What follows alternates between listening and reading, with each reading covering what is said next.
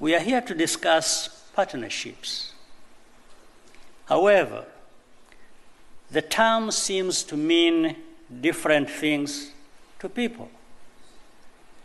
For some, it's about giving instructions and setting conditions. For others, it means complying. Africa's experience shows that this approach does not deliver the transformation that we need.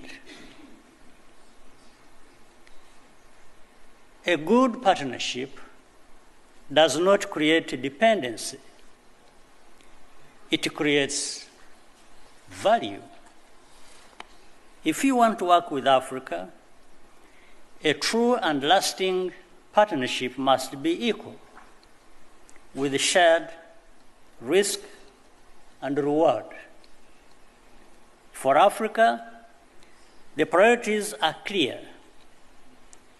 We need infrastructure, technology, and industries to trade competitively. For Europe, the opportunity is equally evident.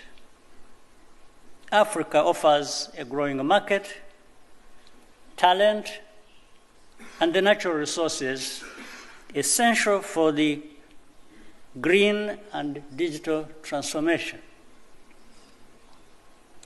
Our interests are aligned, and this is the right time to turn them into sustained mutual growth.